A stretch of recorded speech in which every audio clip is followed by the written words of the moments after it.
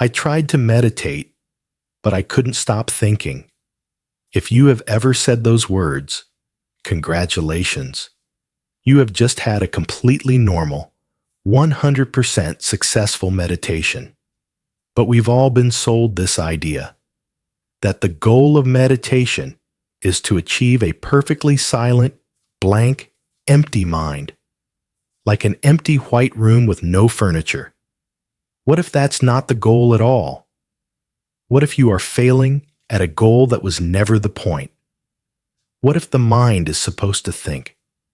And what if meditation is not a war against your thoughts, but a way to make peace with them? Hello, and thank you for joining our conversation here at the Mindful Compass. Today, we are dismantling the biggest myth in all of meditation, that the goal is to stop thinking. This one simple misunderstanding is the source of so much frustration. We sit down, we close our eyes, and our mind explodes. Did I send that email? What's for dinner? My knee itches. I'm bad at this. I can't do it. This is a waste of time. We get up feeling more stressed than when we started. But the Dhamma teaches us that the mind thinks, just as the heart beats. The goal is not to stop it. The goal is to stop being kidnapped by it. To understand this, we have to change our entire frame of reference. Here is a modern way to see your mind. The analogy, the pop-up ad. Mind. Your mind is like a computer screen. Your intention, when you sit to meditate, is to keep your focus on one single important document. Let's say the document is your breath. But your mind's operating system is designed to generate pop-up ads. This is what it does. These pop-ups are your thoughts. You're a failure. Remember that embarrassing thing from 10th grade? You need to buy milk. The stop thinking approach is to try and will the pop-ups to stop. It's impossible. It's not how the software works. You just get more and more frustrated. The Buddhist path of meditation is not about stopping the pop-ups. It is the practice of not clicking on them. A thought appears. You need to buy milk. You see it. You acknowledge it. But you don't click it, which would open 10 new tabs of what else do I need? Which store is open? I hate shopping.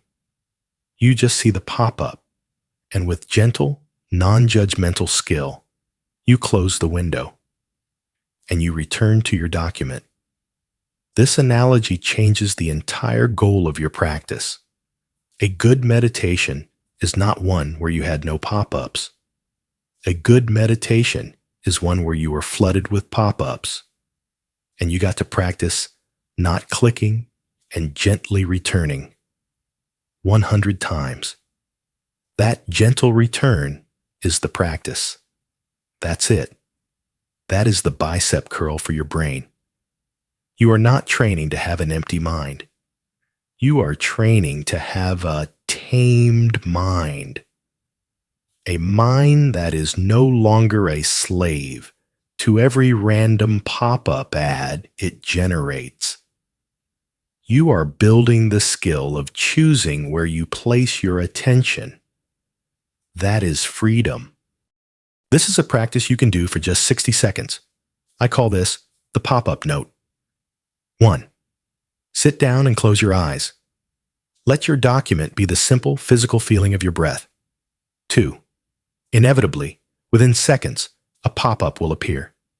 A thought, a sound, an itch. 3. The moment you notice it, don't get angry. Don't judge. 4. Just mentally, and with a little bit of kindness or even humor, label it. 5. Silently say, a pop-up, or just thinking, or itch.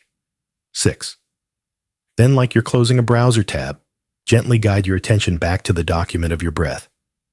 7. A new pop-up will appear. You will click it. You will be gone for 30 seconds. 8. The moment you realize you're gone, that is the victory. You just woke up. 9. Again, no judgment. Just, clicked 1. And you gently return. Meditation is not a war against your thoughts. It is a peace treaty with them. The ultimate goal is not an empty mind. It is a free mind. A mind that is no longer yanked around by every fear, every craving, every random memory. A mind that is clear, spacious, and present for the one and only thing that is real. This, right now. This is a game changer. Let's practice it together. First, please share this video with one person in your life who has said, "I can't meditate because I can't stop thinking."